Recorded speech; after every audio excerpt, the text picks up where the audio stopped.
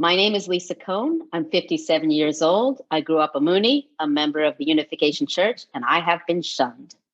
All right, Lisa. So how did you become a member of the Moonies or the Unification Church in the first place? Is it something you were born in and always a part of? No, actually, I was born into the hippie generation. So my parents were hippies. I was born in the 60s. If you could do the math, 63. And my parents, who met in high school, my mom got pregnant, got married, whole thing, and babies having babies. And long story short, life was crazy. My parents split when I was young. It was a lot of insanity. It was everything that hippiness is. And then first off, in somewhere between second and third grade, my mom bought a van for my dad, and we were supposed to drive across country to live in a commune in California. And instead, my grandmother got sick, and we drove across New Jersey to live with my grandparents. And we stayed, my grandmother passed, and my mom stayed taking care of my grandfather. And then here it comes, January of 1974, my mom's friend who used to used to hitchhike across country with her every summer, said, "You need to go hear Reverend Sun Myung Moon speak." And my mom went to hear him in Princeton, New Jersey, and came back enthralled. Took a couple months for anything to happen. And then somewhere in the early summer of 74, the Moonies convinced my mom to go up to Barrytown, New York, a huge indoctrination center. And my mom went up for the weekend and came back and went up for a week and came back and went up for another week, as happens, and basically spent the summer there. And one weekend she drove my brother, Robbie, and I up, and we pull up in front of the big building, go into the huge gymnasium. All the women, all the sisters are sitting on one side of the room on the floor. All the men, the brothers are sitting on the other side of the room on the floor. And within moments, Reverend Sun Myung Moon walks in, and I have a Messiah, 10 years old, almost 11, 10 years old. Wow. It's amazing that somebody can hear somebody speak one time and suddenly it's like, ooh, I've got to know more about this, and then you watch the progression of that. I would say it's a combination of, one, my mom was happy and found passion and enthusiasm and something she really believed in. And she had been, like primal screaming, silent days. She'd done it all. And so this was good. And what I try to explain to people that life was really crazy before the church. And so it was a haven, which is crazy, but true. And there were so many, there were like hundreds of young 20-something excited Moonies looking at me, 10-year-old me, and 11-year-old brother of mine, or 11 and 12, whatever, and just loving us. And if enough people bow to a person and your mom says, bow to this person, pretty quickly, you're bowing, and once you bow, you believe, right? Once you believe, you bow. Once you bow, you believe. It's kind of the way the brain works. So it might have not been instantaneous, but I know we went home being like, this is great. And we just jumped in with my mom wholeheartedly. I like what you said about once you bow, you believe. That need for internal and external consistency. Yeah, we're acting a certain way. We must believe that way. I'm not crazy. If I'm bowing, this person must actually be holy. If I'm taking off my shoes, there's a reason. Absolutely. And as we know, indoctrination, it's a great way to get people indoctrinated. But yes, so you said life was crazy before then. Yeah. And oftentimes these cults, these religions are the haven. They are you have vulnerable people who are hurting in some way, and then they find something that seems happy or provides them with community, consistency, some sort of a hope, and then it gets them, it's kind of an escape from the life that they previously led. How did life change for you? I mean, because you had the 10-year-old you that suddenly was brought into this. So do you remember? I mean, I know it's hard, 10 years old, but can you remember what it felt like to go from whatever life was before to joining that? So maybe I make it up. Memory is a weird thing. I've written a memoir. Memory is a really weird thing. So before the church, my parents split when I was 2 or 3. There was some violence. Like I don't know that I remember it, but I know there was violence. So maybe I do. We ended up living with my mom, and we lived in this basement apartment, and she would go down the hall to the laundry room, and I would be standing in the doorway screaming because I thought she wasn't going to come back. Now, as an adult, I'm like, why didn't she take me with her? But that's a whole different conversation, right? So I was terrorized by my parents' split. I was terrified my mom was going to leave. I was the kid who wouldn't cross the street on a red light. Literally, I got lost in New York City in Greenwich Village on a huge Saturday with the art festival because my brother crossed and I refused to cross. So I got lost. Like I was goody two shoes, following all the rules, living with, my mom and dad. There's drugs and there's primal screaming and there's lots of sex going around and there's just craziness. So I was just like really terrified, frozen kid. And so I remember going in and feeling again the love around me, and that felt good. Feeling my mom being different, and there was more structure, and she stopped cursing and she started wearing a bra, and she started doing more normal things, which is funny. And just feeling, and also when I look back at it now, for many reasons in my early childhood, I knew something was wrong with me and I was sinful and I was damaged and all of that. And the church teaches that. Right? Oh, and by the way, we'll get into this later. I was best friends with his kids, right? So I'm playing with the Messiah's children and these other really amazing special children, and then there's sinful me. So it just fit in so perfectly with everything in my brain, right? And as I say, you probably say too, as humans, we crave certainty, purpose, and community. And it was absolute certainty. I say all the time, there's nothing as intoxicating as having a Messiah.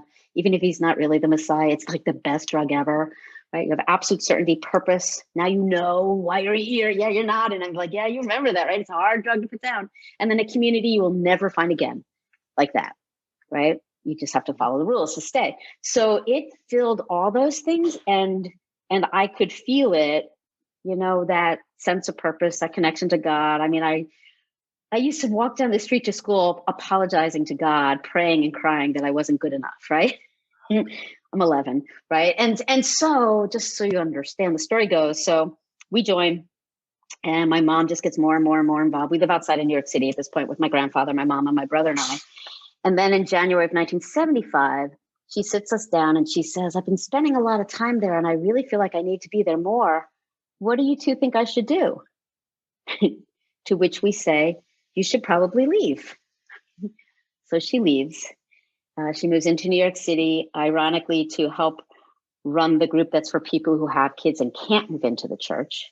And most of her time in the church, she is always caring for other people's children, for the blessed children in the church. So to this day, I meet people and they're like, wow, your mother took such good care of me when I was little. And I'm like, yeah, I know. Yeah, thank you for your face. Us to do so. Yeah, she abandoned us to do so. Did you know that at the time? Like as a child, did you know that your mom had left to go care for other children? Yeah. Wow. It's for God and true parents and the Messiah. And so she moves out, and I can tell you the rest of the story. But she moves out and a lot of things happen. But she never cries when she leaves us because she's told not to let us see her cry. I know it's wrong to miss her. I know I'm sinful for missing her. Like it just compounds on everything. And people used to say, oh, thank you. You're so lucky. You're so wonderful to live without your mother. Oh my God. In the church, there's this concept of indemnity. Maybe you've heard it from other Moonies. You need to suffer to pay for the sins of your ancestors and so that your descendants don't have to suffer. So I was paying this incredible indemnity and soothing God's broken heart. So it's this huge feeling of power and how amazing I am and how awful I am because I don't want her to be gone. And I can't admit that I miss my mom because that's how sinful I am. I miss my mom. It's a mind blank. It really is. The gaslighting that's going on when you're being told that basically suffering is good. It's like shunning is loving. These are things that are not congruent.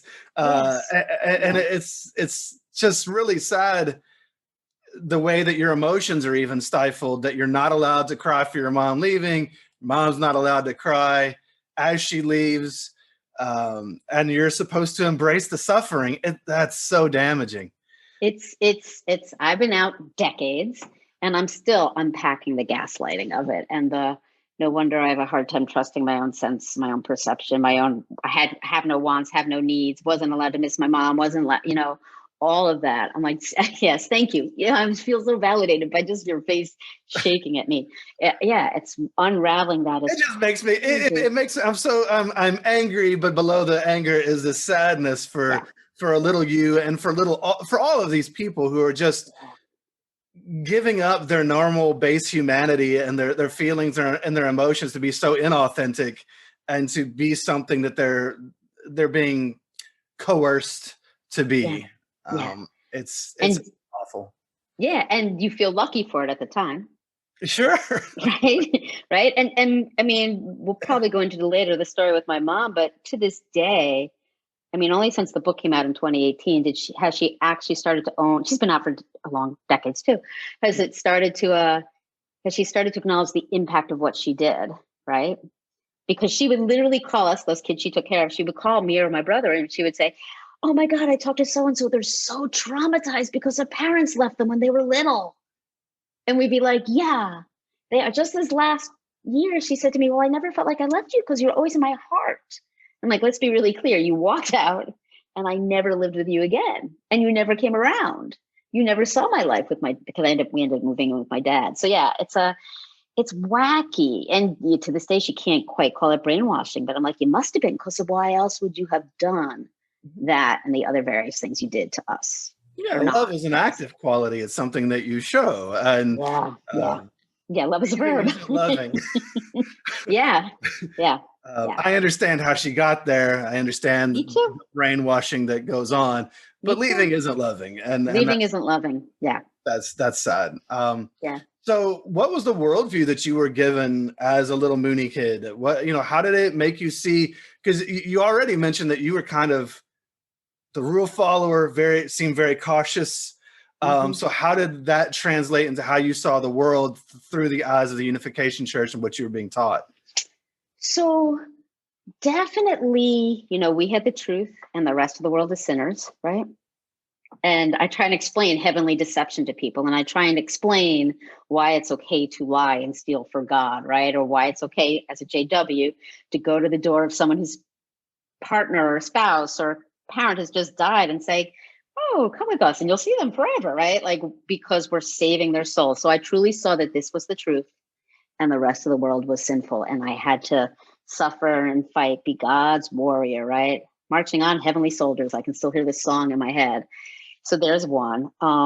Two, and so what happens is my mom moves out and I am in 6th grade. I'm shopping, cooking, cleaning, running the house, doing everything and crying because I'm not good enough on my way to school in the morning.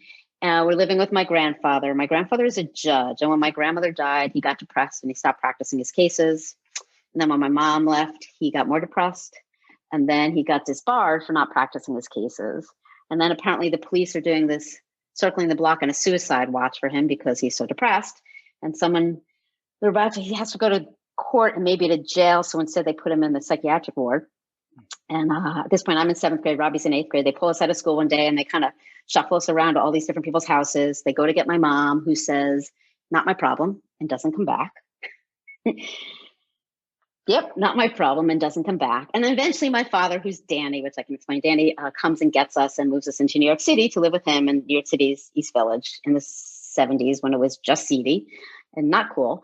And so I'm living with my dad in a life of sex, drugs, and squalor. Like, he's a hippie and he does a lot of drugs. He used to offer to jokingly sell me to his friends for drugs. Like, it was like, this is his whole crazy life. So I am, not only is the world satanic and sinful and needs to be saved, but I'm living with Satan,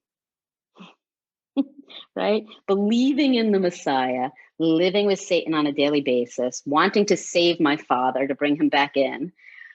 And then just, again, it just, when I look back on it now, fell right into and multiplied all my knowledge that I was damaged and that I was not okay because of things that had happened to me when I was younger. I because we're taught God has suffered and we've broken God's heart for so many years. And because I was friends with Moon's children, with the Messiah's children, the true children. And then there's these blessed children, children born without original sin from these huge marriages, the huge blessings. And then there's sinful me, right? And so like, it's just set up for me to know that I'm wrong. And I also knew that, you know, my brothers and sisters were working so hard for God and there was nothing I could do. So I just became really loving and sacrificial and took care of people, which is still in my, you know, so it just kind of solidified. It gave me power and strength because it gave me belief, but it also solidified my knowledge of how wrong I was. And yeah, it was everything. It was just like, this is, I don't know. People are like, how do you believe? I'm like, I don't know. It's in the air you breathe. It's in the water you drink. How do you become any religion? Oh, you're told and you believe and it's true. I mean, that's sure. Well, and you're told by people that you love or respect. Right. So how did it, so your dad then never joined? Mm-mm. So how were you then? So if your mom splits and takes off to go work on the inside, how did you take this on? How were you being taught? What was were you going to some sort of a Mooney church or? So we lived in New York City with my dad. And at that point in the beginning, my mom lived in New York City. So, or even when we were still in Jersey, we would go and visit her on the weekends, or at least go up on Sundays, and go for church center for Sunday school or Sunday sermons, or we go and stay with my mom and help out with whatever she was doing. So I would be there. And even then when my mom ended up in upstate New York or in DC for a while, then I would just go to the church center and glom myself onto other people. So yeah, if Monday through Friday, I was home with Danny every weekend, every holiday, every summer, every chance I could, I would be at the church. Yeah. So then in one world, you have your time with your dad, but in the other world, it seems like when you have time with your mom, is it really time with your mom or is it more just time with the church? Yeah. I mean, even when in the beginning, we used to go visit my mom and she would, you know, there was a while she was the mom for one of the centers, like the mom for all the members. And whenever we would see her, we go out to eat. If we had money, we go out to eat, but she'd always bring somebody. She would never spend time alone with us because she was like, love them all. You want to love all your brothers and sisters. And they would all, again, always say, oh, your mom is such a good mom to us. She takes such good care of us. And we'd be like, great, I know. We're so happy she does. Like, I can't even, and I didn't even know that I didn't feel differently. Okay, that's what I was going to ask. Okay. Because I couldn't feel differently.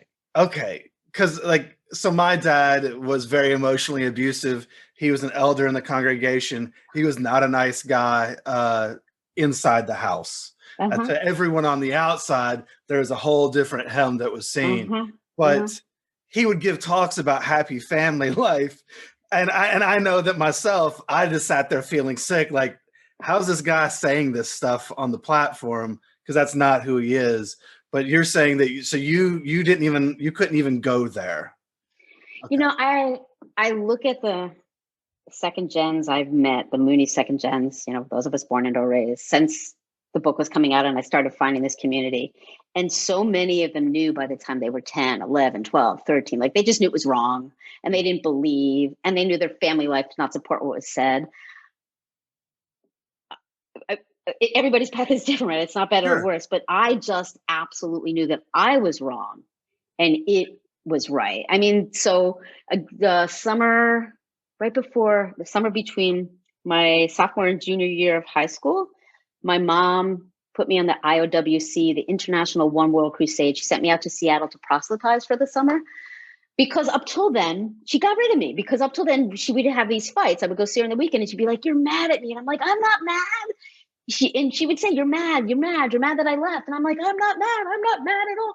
Because I never knew. I could not feel mad or sad or broken or abandoned. I was lucky. I was told I was lucky. I had to believe I was lucky because otherwise I was breaking God's heart. So it just I thank you for your face, because I'm like, oh my God, how hard that must have been, that I still don't even realize how hard it was. Yeah. Yeah, look, you are also the kid who wouldn't cross the red light, right? And so you were the rule follower, people pleaser, and I was in many other ways. So Yeah. there were many other things that I didn't see, right? Like we Yeah. all have We the all have. places, the Yeah. blind spots.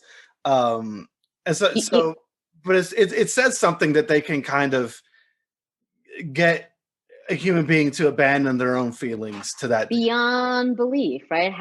Absolutely. And you have to understand, I mean, I've been in this recovery thing. If I'm 57 and I left almost 40 years ago, give or take, my brother said to me not that long ago, you even try to do imperfect perfectly. Right. It's true, right? My perfectionism and that thing is deeply carved in me from before the church, and then exacerbated by the church, right? And so I have to work hard not to try and, not be perfect in my not being perfect kind of thing. It's like this thing.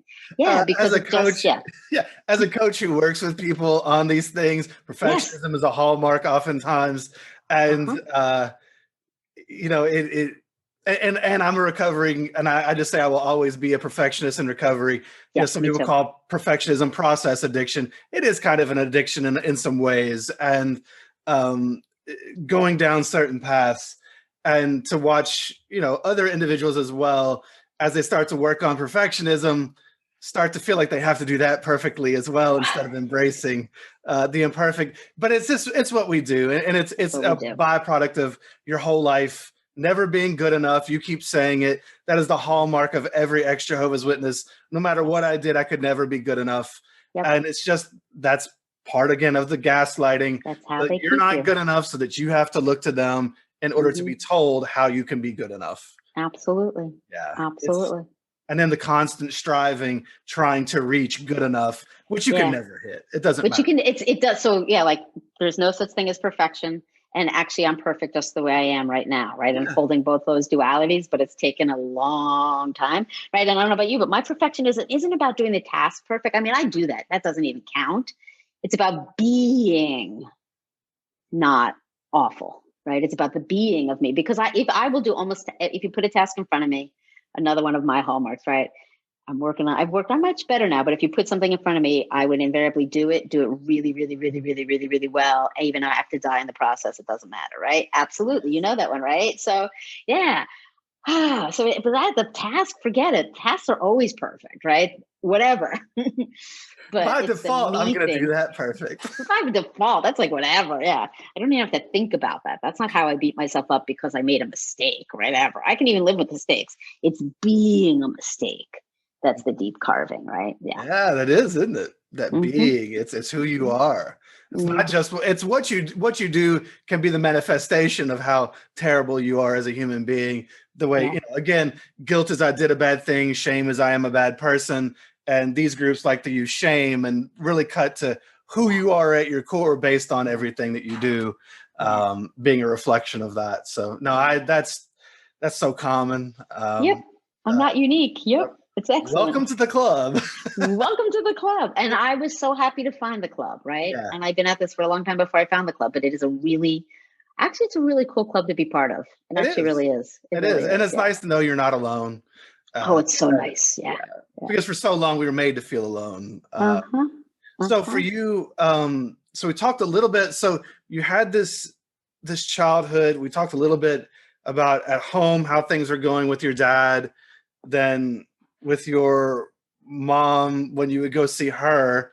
Um, where did school come into this? Were you homeschooled? Did you go to a public school? Did you have a life that I guess kind of took you outside of both of these environments? Yeah, that's the other way I'm different, is that I had a life on the outside. So, I mean, with my dad, but then also school. When I do book readings now, people always say to me, "How did you end up at Cornell?" Because I went to Cornell for undergrad. And if anyone from my high school is there, you have to know New York City to know this. Anyone from my high school will be like, "That's because she went to Stuyve."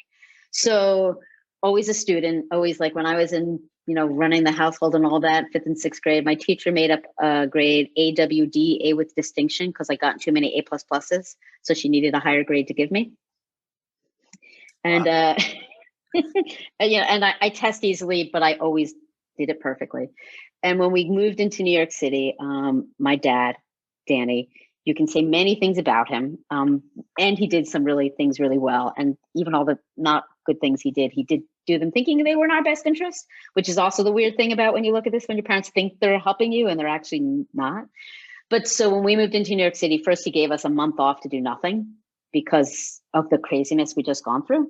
And then he went to go put us in school. And so it's 70s in New York City. There aren't a lot of good public junior high schools. There were apparently 2 relatively near us, neither in our district. And so he took us to one, and the principal said, "You can't come in here." And he's like, "Then my kids are not going to school." And so the principal let us in. And so I went to this junior high school, which was whatever. It's New York City. It was crazy. There was a lot of violence and all that, but it was a feeder school for Stuyvesant High School, which is it's one of the specialized academic schools in New York City. So I'm in this junior high school that feeds me into Stuyvesant. And I'm getting all A's, and I'm apologizing for getting only 96s on my tests and that sort of thing. So I do really well at Stuyvesant, and that is what ends me up at Cornell. So it's, yeah. So my dad valued education, and the church. I mean, Cornell's bad because the only thing you should go to in the church was Harvard, Yale. So I knew that I also had failed when I got rejected from Harvard and Yale. That's all Moon would ever talk about. So again, it's all his kids, I think, went to Harvard. I do. Why Harvard? Why are Harvard and Yale okay? So it wasn't a moratorium against college. It was just Harvard and Yale are okay, and the rest are not. Yeah, it was just, you need to be that good, that smart, that high achieving, that best, that, from the outside. Yeah. So anyway, but So yeah, I only went to Cornell. Lowly Cornell. I will tell you my when I left, the whole high school boyfriend thing, that kind of thing. But you have to know the New York systems. But he was at a state school, and he's at Binghamton. His sophomore year, he went to Binghamton, and I was at Cornell, and he used to be like top of the states, bottom of the Ivies. But that's a whole different thing.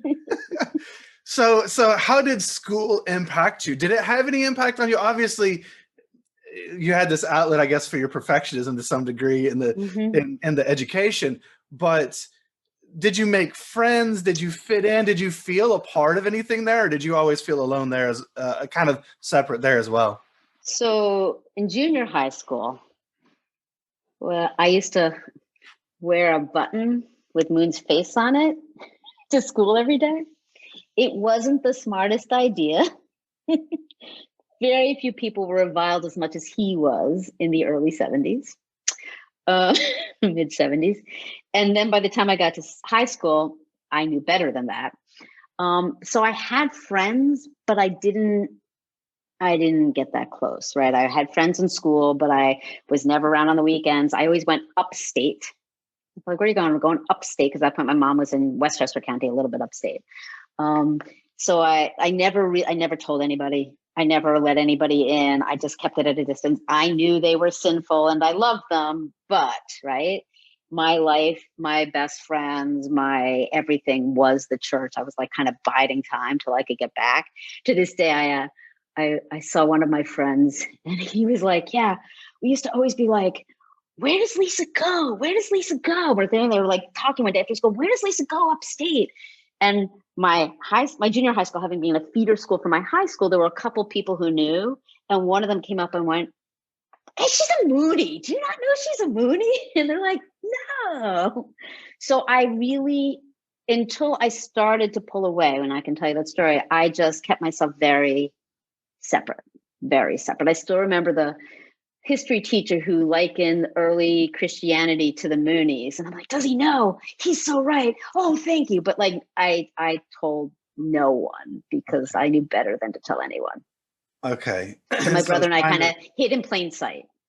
Right. So kind of like, I guess, as Jehovah's Witnesses, we could have acquaintances at school, exactly. But you weren't to call them your friends. Yeah. So the people you were around, and you might have had a little friendship there at school, you might have let your guard down a little bit, or maybe you didn't even, but you were still not allowed to, like, it was always that arm's length, pushing everybody away, so that you could never actually have any kind of true relationship with anybody. Yeah. Yeah. I don't think I mean, I think I did more than I thought I did, because I still have some friends from that part, and I do love them and they do love me.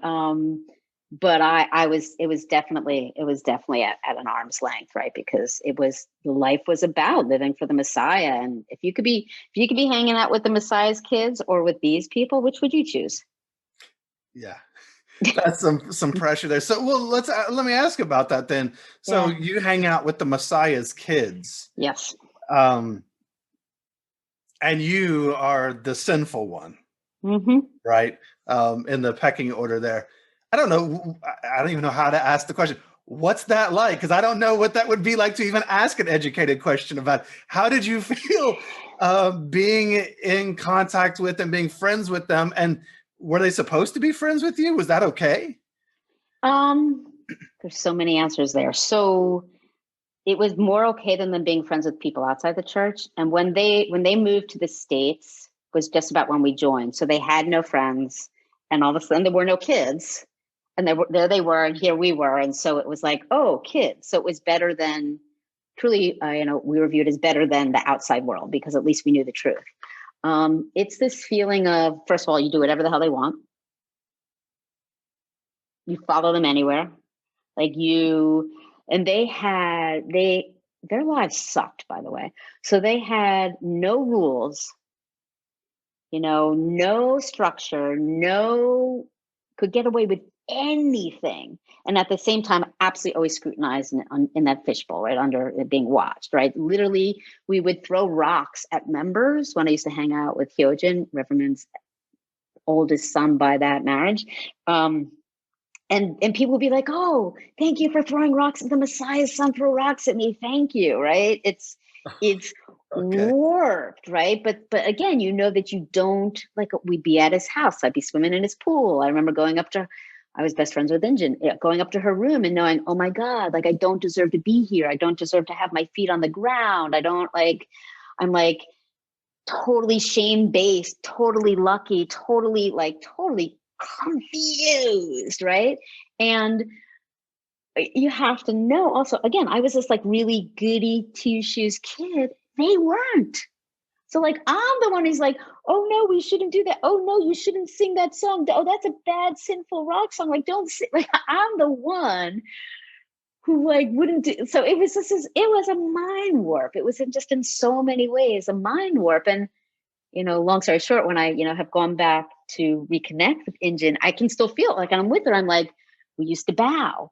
Like, I have another friend, she was like, I don't believe anymore. And I bowed, right? Like, it's this really weird feeling of, oh, you're not way above me. You're actually here. But that's really weird for my brain. And also, I never shared my story with them. Like, Injin found out the story of my dad when I went back and reconnected with her, not intentionally, in my 40s or whatever it was. And she's like, I had no idea. I'm thinking, why would I tell you? I'm at your house. I'm at the Messiah's house. Why would I say I live with Satan?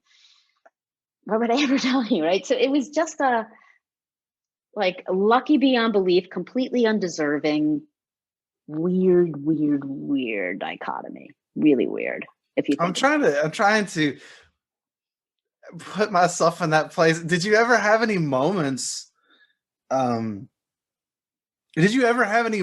just, I guess, realness with them? Like, where you maybe let your guard down in some way, or they let their, well, I don't know if they had a guard up or not. I think they had a guard up. I think they let it down. I think it's really weird to grow up as a Messiah's child. Yeah, it has to it be. Messes with your head beyond belief. I definitely, right? So whereas I never felt lucky enough, I always felt like I had to serve them, but we were close, and there was that sense of, I was like one of their only outlets, right? We would run away from the guards because they had bodyguards, and we would run away and hide, and it was like a place to be free with somebody where they didn't have to be. We were just friends. Like, even though I didn't see us just as friends, at times they definitely saw us just as friends. I do hear that as they got older, they were less able to do that, and they more saw themselves as their stature or their status. But with me, it really was just friends. But so it's like totally real, but not, because it was a really weird thing. But I probably was a safe haven for them because of that. Yeah. Yeah, I'm just trying to, like, so as a kid, one of my outlets, I love to play basketball. Mm-hmm. So if I'm playing basketball with the Messiah's kid, can I block his shot, or am I in trouble for blocking his shot? You know what I'm saying? Like, exactly. Do I have to just let him score at will, or can I play? Like, I don't know. That has to be extremely confusing. Yeah. Because you're naturally going to be better than one of them at something. Mm-hmm. Are you allowed to show that, or do you have to suppress yourself in those moments? You're not really allowed to be better than them at something, right? So in some ways it was totally natural, and that's what was good, because they could be totally natural, and we weren't like everybody else who would literally let them throw rocks at them or spit on them and be like, they were like, so revered, and we didn't revere them in that blatant way. But you are aware of like, well, I don't like this food, but they like it, so I should eat it. And I don't want to do this, but they like it, so I should do it. And they say, Hyojin used to, I remember once, like he had not me, maybe because I was the girl in the group, but everybody else had to get in the trunk of the car while he drove it around the Barrytown estate, right? And like, he'd be like, get in the trunk, and they would get in the trunk. Because, right? And so, it was a really bizarre scenario. Yeah. I just really want to swat the shot of the Messiah's kid right now. It's just like, you could just imagine, it's just such a weird position to be put in. And I'm surprised, I guess, or maybe they didn't have many friends because there weren't many kids around. Because that could have put them in a bad position too. Obviously, it put them in many bad positions, but as you've alluded to, but also, you could have somebody who, because they were special, did gun for them. You know what I'm saying? Did go after them in some way, and in an unfair way, or targeted them, I guess, if that could have been the case at some point in their life, because people sometimes want to take a special person down a notch. Yep. In those instances, that could have been really tough. Obviously, it would not have flown or gone over well. No, there were like so many different, and in my not so humble opinion at times, I am in a huge community of second gens from the Moonies, and I'm the elder, right? I've been out the longest. I'm older than most of them. I know many of their parents. It's weird.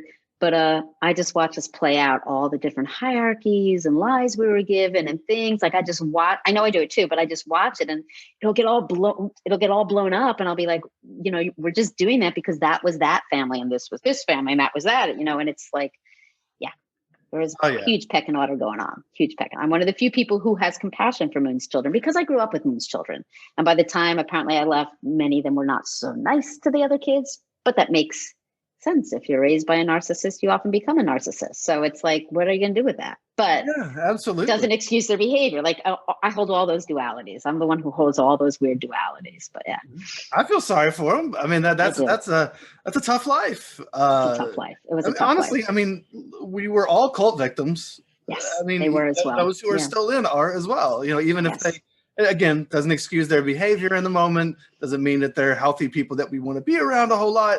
But they're still human beings. Still human beings, still victims, still. Absolutely. Yeah. So how did things go as you went through your teenage years and went toward then? Here's what happened.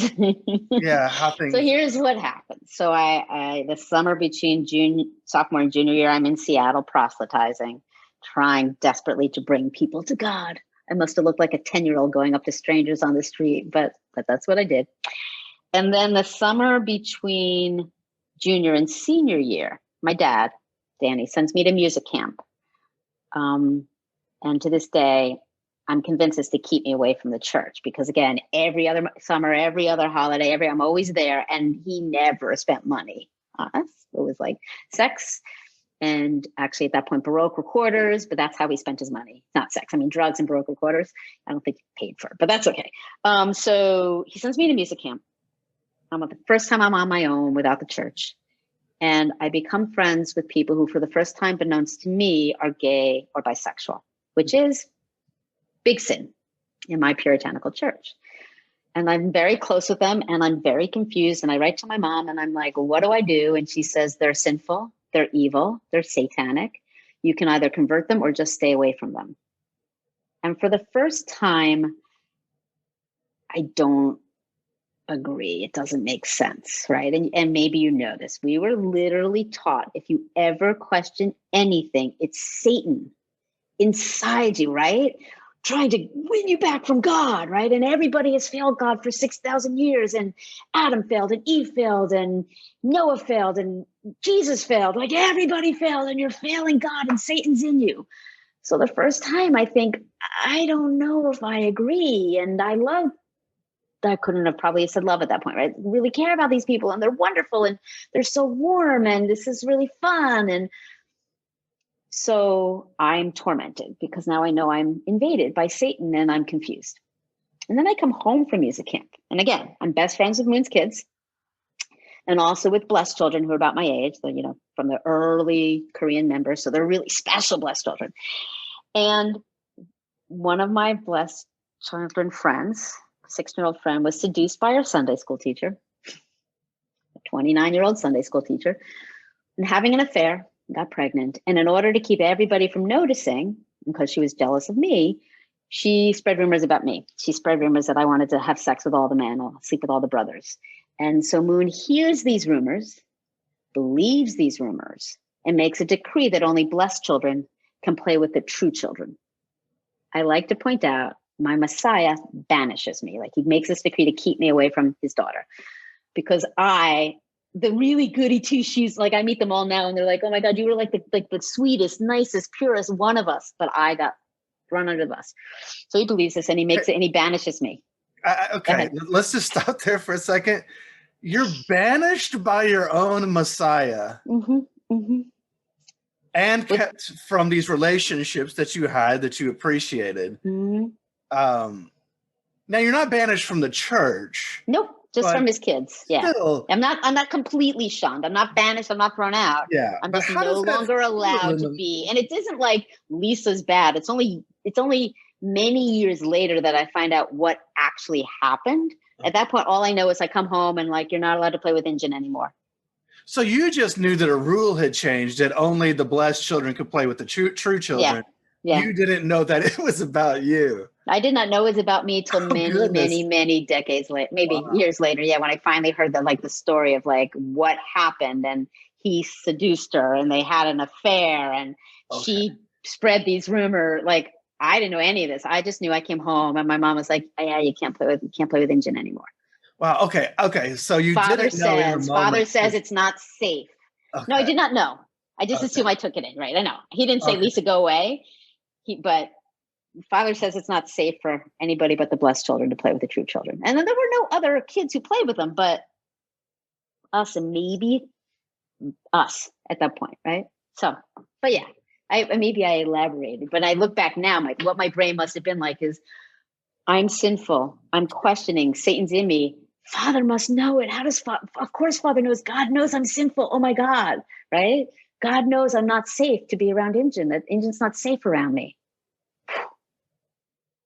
So that's tough. So I go into my, thank you. Yeah. It's funny because I will say that to some of the second gens, the blessed children who grew up in the church, and they're all like, wow. I'm like, yeah, I guess so. I didn't really realize it at the time, but anyway. They must have known that I was as awful and damaged as I knew myself to be. So I go to my senior year of high school thinking, okay, you joined as a 10-year-old. You weren't an adult. Now as a 17-year-old, you're going to pull back, go on the outside a little bit more, experience it so you can come back in, never question again, commit all the way. Like you can't question, you have to make that adult decision. And so I pull back and I make some new friends and I start hanging out more in school, and I'm there and I hang out with Danny on the weekends, and I'm, going to some parties and movies. Like I'm being part of the real scene, and I like it. And it's fun. And the people I'm friends with are still my best friends to this day, right? There's more love there for me. And I start sharing what's happening. Some of them know, and I'm telling more of them, and they're there with me. And so I'm getting more confused because my church, which is about unconditional love, and this outside sinful world, I'm finding more unconditional love. And then I start experimenting a little with alcohol. And then I throw a party for my best friend and also for this guy because he has the same birthday, and I end up drunk and kiss him. And then I have a boyfriend. Because the fall of man is premarital sex. Right. Lucifer seduced Eve, had sex with Eve, and Eve had sex with Adam. And we're all supposed to, not have sex until we're blessed in this huge ceremony with the person that Moon has picked for us. So now I have a boyfriend. I'm not having sex, trust me, but I have a boyfriend. I kissed somebody. And my mom is like locking me up and yelling at me, and everybody's stopping me on street corners. And like, everybody's all terrified. You're going to fall. You're going to fall. You're going to leave. You're going to fall. And this goes on, and I just get more and more tormented. And the poor boy proposes to me. We're 17 years old, and he asks me to marry him, right? Because like, we can't figure out anything else to do. And I'm like, I can't say no. I can't say yes. And we just go in this circle. And summer ends, and I go off to college. I go to Cornell. He stays home in New York, and I am determined that I will break up with him. But I don't. And my freshman year, I almost jump off the bridge because it's Cornell. And that's what people do. But I do. I have that moment of, it would be better to die than to leave. Right? I want to have my physical death rather than my spiritual death. And I can't choose. I can't leave God. I'm breaking God's heart because when I left, I still knew him to be the Messiah. I knew he was the Messiah. I knew I was breaking God's heart. I knew I was another person who was a failure for God. And that's a big, hefty thing. So freshman year, I almost jump off a bridge, and I'm tormented. And then I have a dear friend who I must have spent so many nights going, but what if it's right? But what if it's right? And he finally said to me, what if it is right and it's not right for you? And for whatever reason, like, that was my life, whatever, the lifesaver, right? My lifeboat, right? That I clung to. I don't know why that helped, but I kind of clung to that. And as my brother said, I never actually left. I just slowly drifted away versus other people who like leave and make a declaration. I just stopped showing up. But so that was freshman year, and I started having conversations, and again, everybody hated the Moonies. Like, Jehovah's Witnesses weren't bad. The Moonies were like the worst of the worst back then, right? Maybe the Moonies and then Hare Krishna, right? Or maybe then and then, Jim Jones, right? But like, Moonies were up there. And so people were like, spent a lot of long nights trying to explain it and defend it. And then sophomore year, I did finally have sex, and then I stopped eating, and I became extremely anorexic, and I was like, I'm not heavy. And I was like 30 pounds lighter, I think. And then junior year, I started doing a hell of a lot of cocaine, including with my dad, which this time was probably closest to my dad. And as I like to say, his friend, the judge, who had really good cocaine. And then senior year, I just got in more and more abusive relationships. And I kept kind of, in retrospect, punishing myself for leaving, but always looking completely functional on the outside, never actually realizing how completely broken I was on the inside or why. So that's the beginning of the leaving. That's a lot of heavy stuff. It's something that I think so many of us have gone through. I don't know how much you know about my story, but in 2008, I had my own bridge moment. Let's say I may not have. It wasn't necessarily a bridge, but it was just every day just feeling like I wasn't good enough. I could never be good enough. Kind of a lot of self-hatred for not being good enough. Yeah. And really kind of wanted to go out in this blaze of self-hatred, really. Yep. Because that's just how they make you feel. And if you really stop and think about that, if you're involved in something that makes you hate yourself, then the problem's probably not you. It's the thing you're involved in that's making you hate yourself. Which is entirely true, but I will tell you, like, the carvings in my brain, I hear you say that, but there's still a click of like, well, yeah, but, right? Which is how well they, when the book came out, I was on Megyn Kelly, when there was a Megyn Kelly show. And in the backstory, when they interviewed me, the producer said, were you brainwashed? And I'm like, I don't think I had a brain to be washed. I was pickled and carved, right? right? My brain was formed in this. And literally when the book came out, I could not speak badly of Moon. Like I literally would, because my brain wouldn't let me do it. And even when you said that, I could feel that one click of like, well, yeah, but, right? That's Yeah. how it's in there, which is Sure. fine, which is What you, fine. Yeah. yeah, it's what you said too about, but so I wrote down, what if it is right, but it's not right for you? And there is always, so what if it's right? That's a common thing for Jehovah's Witnesses, right? And it's like, oh, but what if it's right, after they leave? But that shows, again, most people, when they say, but what if it's right? It's because there's a fear attached to it. Yes, absolutely. What if it's right and I'm going to be murdered by my God at the end of when doomsday comes, Armageddon, or whatever the case may be? And so then you see that now the motivation is fear. So far in just these two instances, we have the motivation being self-hatred and fear. This is what I got from my religion of God's love, right? Yeah. Jehovah's Witnesses claim to be the most loving people on earth, that we had the best families, that all this, but when you look around, it just came to where's the love? There's no love. It's lip service. It's just control. And they see control as love. And it's absolutely. Yeah, like when you go back to all the insane things my dad did and the inappropriate things my dad did, I do think he did them thinking they were in our best interest, and he was raising us in this very free way. Same with my mom, right? She thought she was saving the world. Like when people were like, I would never be susceptible. First of all, I do believe that I was corrected. Unless you're a sociopath or have a huge psychosis, we're all susceptible because we do want that certainty, right?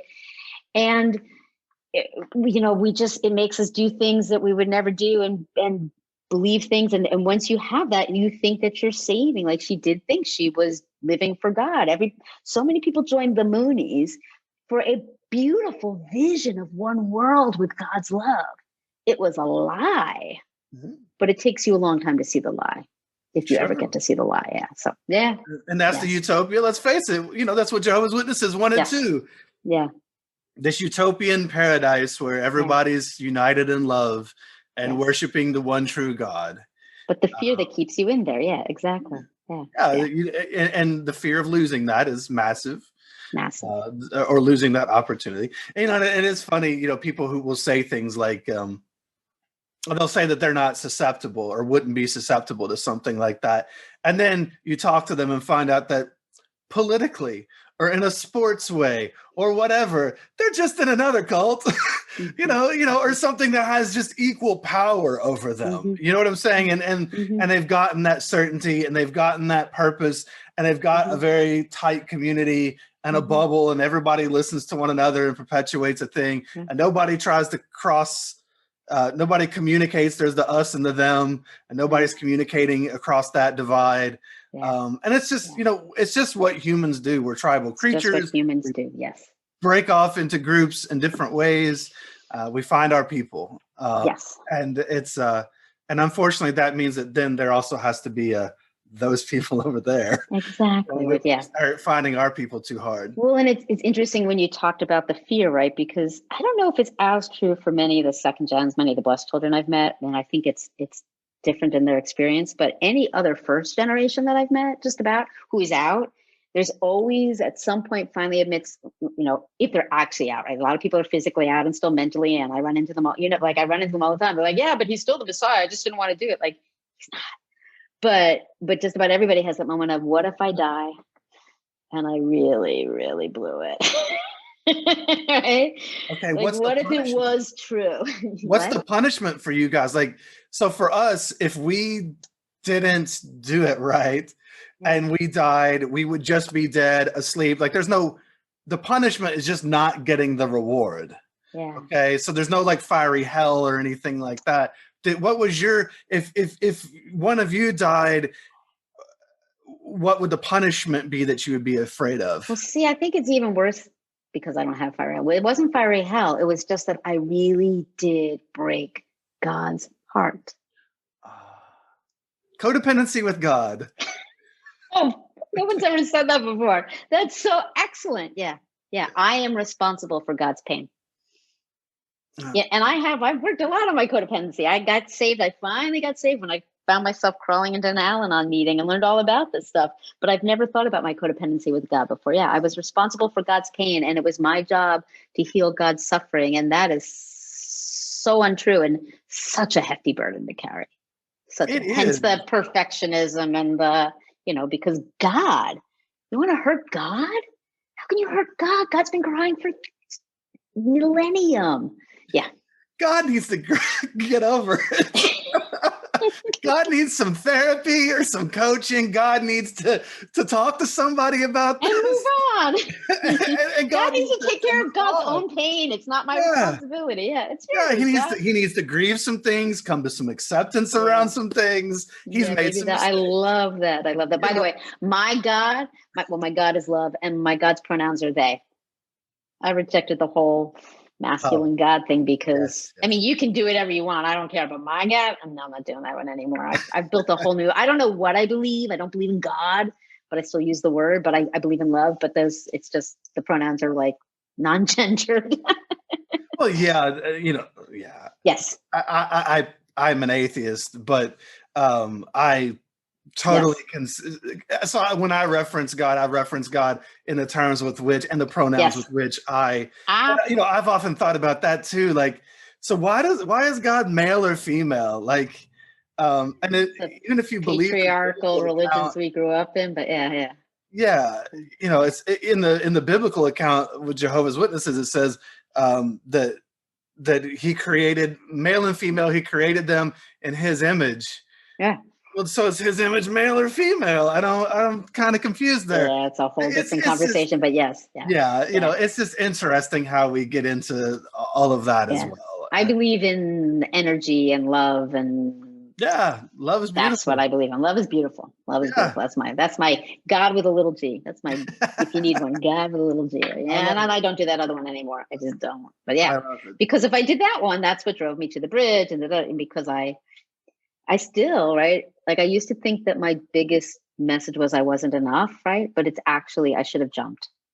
That's the biggest lie in my brain, is that the shame that I did not jump when I should have, which is just messed up. Because you never should have been driven to jumping in the first place. No, I never should have been driven to jumping in the first place. Yeah. And that shows that there's something wrong with the thing you were involved with. Again, it was not you. Absolutely.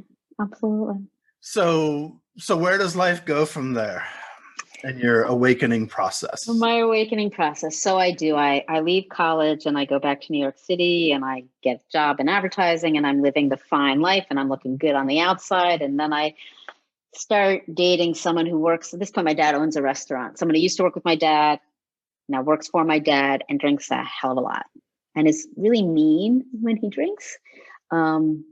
And I get engaged to marry him. And I'm like, it's hard, but I can do this. And to marry the boyfriend that you had initially? No, to marry the alcoholic that I was dating. The guy who worked with your dad. Yeah, the guy who worked with my dad, and partied with my dad. And I knew when I was a kid because he partied with my dad, and 9 years older than me, and whatever. And so I get engaged to him, and a cousin whose wife is in recovery sends me to Al-Anon. I'm like, just go to Al-Anon, right? They know the 12-step program for those of us with our arms around the alcoholic. And I crawl into my first meeting thinking, tell me if he's an alcoholic. There's no way I would ever be with an alcoholic. Like, I'm way too smart for that. Because again, I'm completely functional on the outside. So my dad drank and drugged every day of my life, just about. My dad's dad was in AA the last 5 years of his life. And my grandmother and father used to say he was only nice because he had friends. It had nothing to do with sobriety. My grandmother, my dad's mom, was addicted to every pill, whatever. Like, there's plenty of reasons I would be with an alcoholic. Oh, and I grew up in a cult. Right. And to step back a minute, my sophomore year, when I became anorexic and they finally sent me to counseling at Cornell, I never mentioned the church once. I come to Cornell a Moonie my freshman year, go through this process where I'm pulling away and everything happens, and end up anorexic and in counseling, and never mention it because she will only judge me for it. Nobody would have any compassion. I smiled because we were told that if we were told well, we were dissuaded or discouraged from going to any kind of secular I therapy. remember. But Yeah. if you do, don't say Don't anything. mention, right? Don't say anything. Yeah, my dear friend in Scotland, he went through he almost walked into a lock, and he has that same thing. Like, I couldn't go for help because exactly. Brilliant. It's brilliant the way they keep you. It really, really, really is. I will come back to your question. I read a fictional account of someone in England who went to a Mooney weekend to save their sister who got indoctrinated, and just watching her needless to say, she gets indoctrinated by the end, and just to watch the way they brilliantly use our brain to, right? And that's one of them. I don't ever tell anybody because they won't understand. So I crawl into Al-Anon, right? Tell me if he's an alcoholic. No way I would be an alcoholic. And I stay. And, then one day I by mistake crawl into an adult children of alcoholics meeting, and they read the laundry list of children of alcoholics. And I'm like, yes, yes, yes. Doesn't everybody yes, always no, yes, yes, yes, yes, yes. And you're like, oh. And and as my brother likes to say, you sit in a room of like 100 and something people who all these really hard lives, and you tell your story, and their jaws all drop. And you're like, oh, it's not just weird. It's not good, right? So then it was like, and I became my past, my disease, my childhood, my everything. I did not get married to that man. I managed to pull away and, start a whole new life. And, and then that was 1987. 1987 was my first Al-Anon meeting, right? And I slowly pulled away and slowly healed and slowly uncovered more. I don't even call it an onion, right? It's not the layers of the onion, and it's not that staircase you keep going down or up that everybody talks about. Have you ever gone to knit or crochet and you have a ball of yarn, but you forget to make it into a ball? And so it just becomes this crumpled mess that like takes 10 hours to unravel. I'm picturing, so I don't know much about yarn or whatever. I can kind of understand what you're saying. There's a type of open face fishing reel. Yeah, it's the same thing. Back, you get a bird's nest and the line just all pops out. That's just a disaster. Like, you'll never get it. It's a disaster, right? And I'm like, I get that. So, that's 87. This is 2021, and it's been different therapies and different practices and different healing, and I am good, and but like the book came out in 2018, and that's when I first found the community of cult survivors, because I never knew it was there, which was like, whoa, this is amazing. And I realized that I still thought I was damaged. I'm not damaged. I have damage. It's very different, right? And so like, it's still this endless process of, I just believe in love, right? And I just believe in self-love. And that, as I am an executive coach and a leadership consultant, and I'm the one who's talking to, C-suite and Fortune 50 companies going, you really just need to love yourself more. That's really all it's about. And then maybe love other people, but first you, right? Put your own oxygen mask on first, dude, right? It's just been a learning and a reshifting and and teaching my brain. My brain is now being like, maybe my next book is, what if it's not right, but it is right for me? I get to figure it out. Yeah. I'm 57 and I've been shunned, and I'm still, and it's glorious and wonderful and hard work and terrifying and amazing. And I did EMDR therapy for a while, and I've done it a lot. And there was a period where my therapist would only let me come at 5 o'clock on Fridays when the building was empty, because I would scream for an hour. But life is good. Isn't it amazing how, first of all, let me say that as you were talking about that, there's a great book out there, because I grew up, my dad is the child of alcoholic parents. My dad never drank, but he ate sugar, and that's eventually what killed him at a younger age than should have. And there's a great book called The Narcissistic Family. I think it's written by a clinician for clinicians. It's been a long time since I read it, but I picked up the book because someone had said, that the book was about these families where there was no alcohol present, but they had all of the hallmarks of what you would see in a family where there's alcoholism present. And I read that book and I was like, oh my goodness, that's my family. And, and that really, hit home a lot. But also this feeling of, grandiosity can be, I'm the best in the world. But grandiosity can be like, I'm the best at being the worst. I'm the worst. Yeah. And so that's kind of the opposite side of that coin. And so a lot of people walk around with that same feeling, because in the end, yes, Lisa, you have damage, but so does everybody.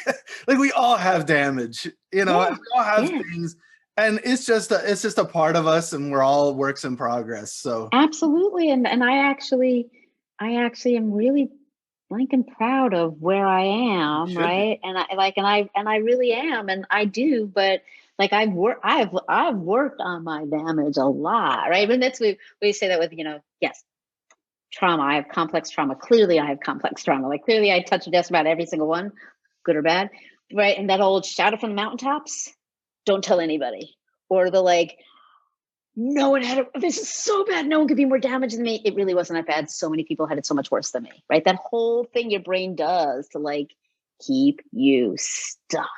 Yeah, and it's not I've heard it referred, it's not the abuse Olympics. You don't get a gold medal for having the most abuse. This comparison thing.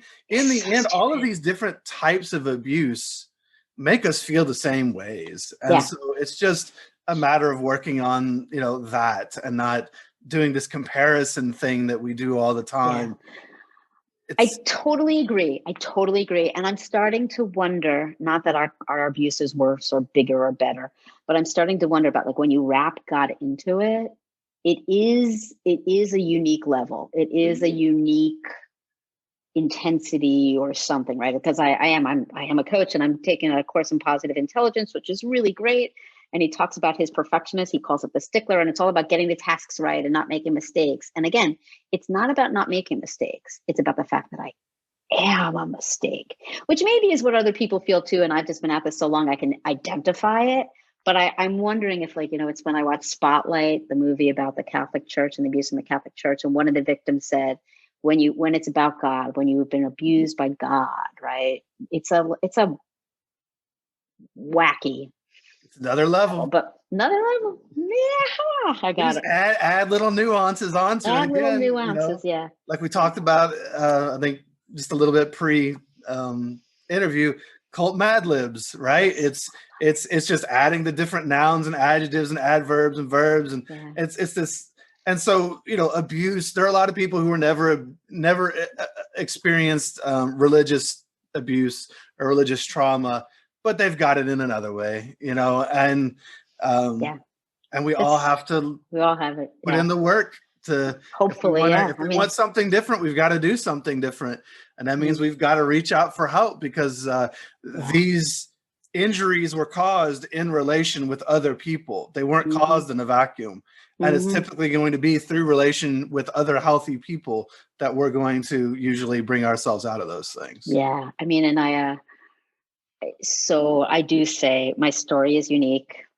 So far, my brother is the only one who has this, like, two crazy, stupid worlds, right? I know other people do, but I don't know a lot of them. But the themes are universal, right? The themes, everybody's walking around with shame. They may know it, they may not know it. Childhood stories, they may know it, they may not know it, right? And as I'm doing this positive intelligence course, and some of the other coaches in my pod are like, wow, you work at this really hard. And I'm like, well, when your life depends on it, like, yes, it's also my perfectionism and my drive, and I know that, and it's a great learning.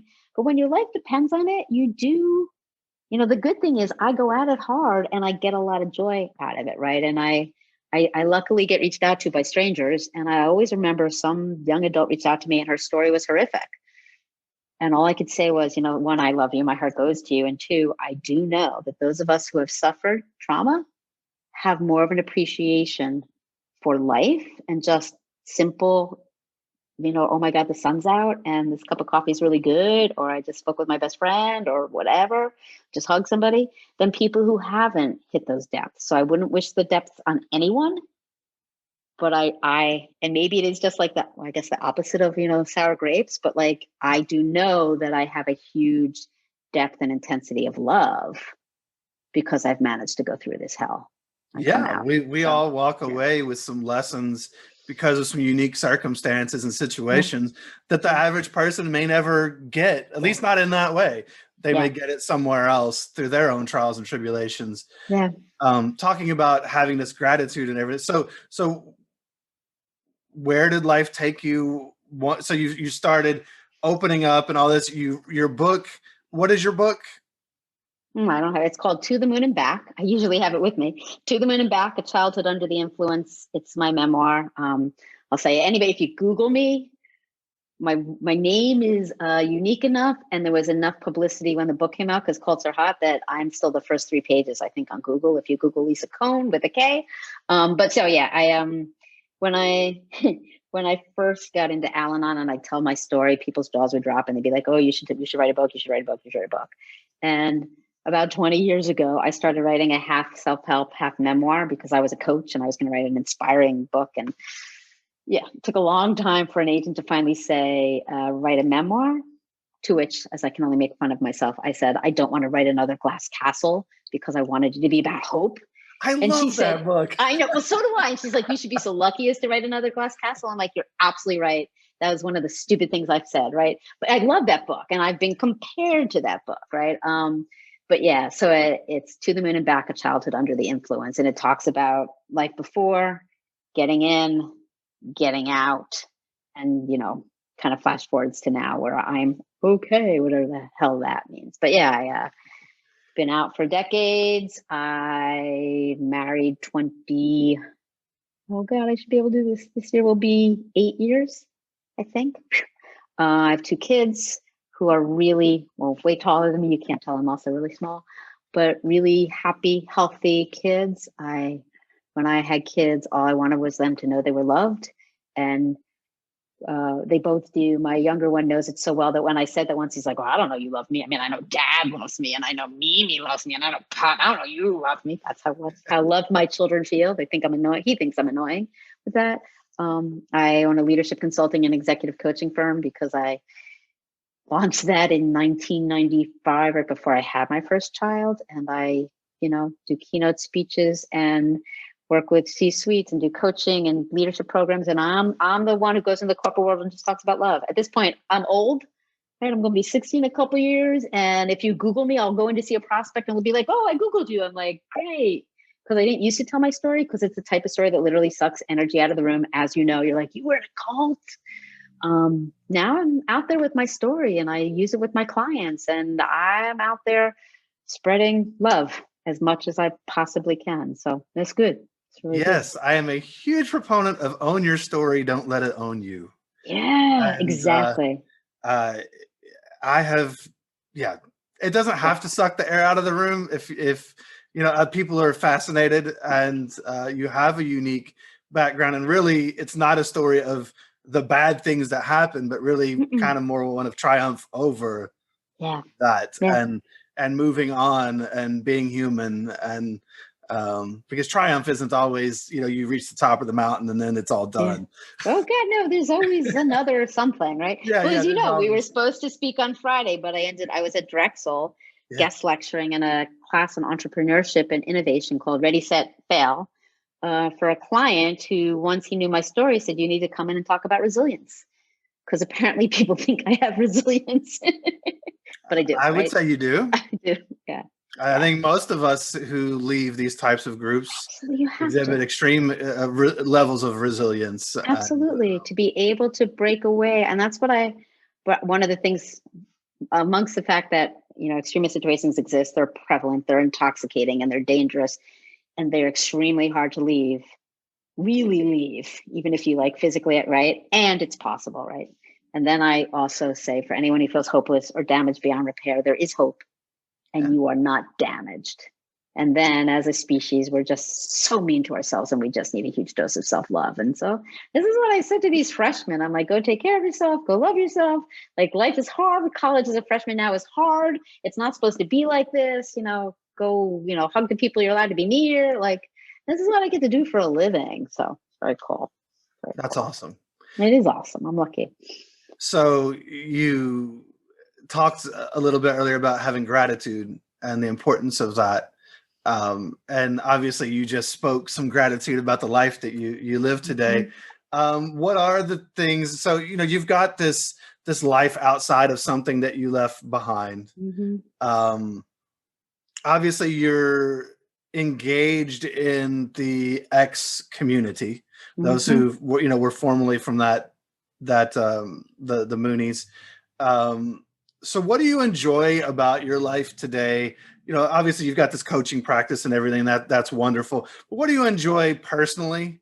Just you enjoying life, or community, the people that you have around you? Where do you get your community certainty purpose today? What is life like, and do you have any goals or anything that you want to add to it? Try not to do goals too often. I get joy a lot of places. It's an intentional choice. It's a choice I've learned to intentionally make. The way I describe it most now is, so I love the yellow birds. There's yellow finches in the summer, and they just, every time I see, and they fly like this, and they're just beautiful. Every time I see one, I know the universe is loving me. Like, I just know all is good, right? It's made up. I love it. This summer, this early fall, I was in Minneapolis with my older child, and there were no yellow birds. So I'm like, what am I going to do? Like, if I don't have my yellow birds to look for, like, how am I going to know all is okay? I'm a little whack, but whatever. So I decide that I will look for red hearts, red apples. I will look for these things. And in Minneapolis, they have incredible bike paths. It's a great biking city. So I'm biking every day, and I'm biking for an hour every day. And every single person that passes me has something red.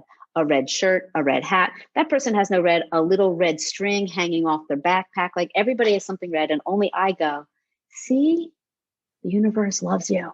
It's good. You're good. Feel that love, right? So I create now it's cardinals. My grandmother loved cardinals, and I didn't really used to love cardinals, but now I learned to like cardinals. And if I go outside, I can hear them, and I can see one up in the tree all over there. So I make up things, literally, that soothe my heart. That's right? Awesome. It is. I think it's awesome. Some people think, I don't know what people think. I don't care what people think. I know it works for me, right? Yeah, but happiness is an inside game. It comes from the inside. It's not about what you have externally. Yeah, and there's like the 9 people I text good morning, I love you to every morning, and like their friends, their family. Like, I am all about people. And I look back, I realized that the love in the church was a haven and brought me in. Probably the love of my friends helped get me out. The love of my healing and loving my children helped heal me when I could give all the love I never really got, right? Connecting with people in that way. The people who knew me when are deeply, deeply, deeply carved in me. My brother, right, is my other alter ego, right? I stay in that. I choose love. That's my motto. I choose love. I got a certificate in positive psychology, if you can't tell, to finally get certified in what I do. Anyway, and someone there named me Love Embodied, because I'm like, hi. I have socks now that say, watch out, I will fucking hug you. Because as soon as I can go near people again, I'm going to hug people really hard, right? Like, I love the family I get to hug. I remember when I saw my brother at one point during COVID and I didn't go near him, I'm like, this is killing me. And the next time I saw him, the first hug was just like huge, right? Yeah. It's, so I find it in people. I find it in things. I look over there out the window. The trees against the sky lifts my heart. I just look for things that I can say, I can think, I can sing, I can look at, I can share with people, I can text to people, I can reach out to people. I'm really good at reaching out and asking for help. I teach a lot of people that asking for help is a strength. It took me many decades to learn that. That's self-love. That's self-love, yeah. So yeah, there's the beginning list of my endless list of how I get through the day. Yeah. So for you, it all comes down to love. It all comes down to love. I mean, all the love I have here in this family, in this home. Yeah, absolutely. All the love I have and the people farther away, it all comes down to love. That's why my God with a little G, God X, with they pronouns is love. It's just all about giving and love and receiving love. And it's funny because when I first wrote the memoir, and I was looking back to look at what was good, I thought, well, maybe I got that loving heart in the church because I made an active decision to be so loving. And when I reconnected with Injin and with the other kids I grew up with, they were like, no, you were that way when we met you. You've always been like that. I'm like, so maybe that's just part of me, right? That probably a huge need for love, but a huge need to express it. So yeah. Well, I think that's a good point for anyone listening. You know, we leave these groups behind, we leave a life behind, but don't throw it all away, because there are things you can see if you go back and kind of do an autopsy on that part of your life. You'll find things about yourself that there are qualities that you expressed and that you showed that you may not see. You were still there. In the beginning of my leaving, right, when I was engaged to the alcoholic and getting out of that, I was in group therapy. And when I left, I like ignored it all. Like, like I shunned it. It shunned me, like nothing to do with it. Everyone I knew and loved, all gone. It was like these 10 years never happened. Pivotal years never happened, which, right. And I was with a therapist, and she said, you need to integrate the church in order to heal. And I believe I cursed at her. I'm like, there's no blanking way. Only way I survive is not ever looking at it again, because if I think about it, I need to die, whatever. But for me, maybe it's not everybody's process. My brother would say it's not his. For me, I went back to just about every place. I've connected with just about every person. Some of them I connected. I'm like, okay, I don't ever want to see you again. Some I keep at a distance. Some I have in, right? And connecting with the community that knows my experience has been amazing. For me, I had to touch it and say, yes, it happened. Yeah, I'll never forget the first time I went to Barrytown. We just drove by, and tears are pouring. And then I got permission to go walk the building, and I walked the building with my older child, just the hallways where I was with Moon's kids, and seeing it. It was just like, this incredible healing process, right? So yeah, that's been my process. I think what you said is accurate. Not everyone is going to have the same process or be able to handle going back into all of those situations, but everybody has to do what they need to do. We're all individuals. Exactly. I guess if I was going to say something here at the end, I just want to say that, I appreciate you keep using the word love. And I think what I'm touched the most by is that, your kids know you love them. That gets back to your life, the way you grew up, what happened with your mom, but also, I think and you love them for who they are. You don't love them only if they follow one prescribed path that you've laid out for them. And I think that's always one of my favorite things, is to watch people break the cycle and then start their own families and then love on their own kids and change their family tree in a way, away from that other existence. Funny, because you crawl into Al-Anon and they do say the disease stops here. I'm like, that was the disease stops here. The disease stops here. And then maybe not everyone has this experience. You have your kids, and then you realize that they get some of your disease. No matter how hard you try. Like my older one ended up seeing my therapist with my issues. And I'm like, their life was so amazing. And my therapist said, generational trauma. If yours was here, theirs is down there. But there's no way that I could have, and I wasn't as healed when I had my kid, like it was a long time ago, right? There's no way I could go into raising children and being in relationships with people and not be playing out my shit over and over and over and over and over again. Right. But again, there's a whole different level, and they do know their love. And my younger child will only tease me, but my older child will say, yeah, you stopped the disease. You actually stopped the disease. Right. Which is lucky, whatever, graced, whatever. It's beautiful. It's beautiful. That's the word. It's beautiful. Thank you. Beautiful. It's just beautiful. Yeah.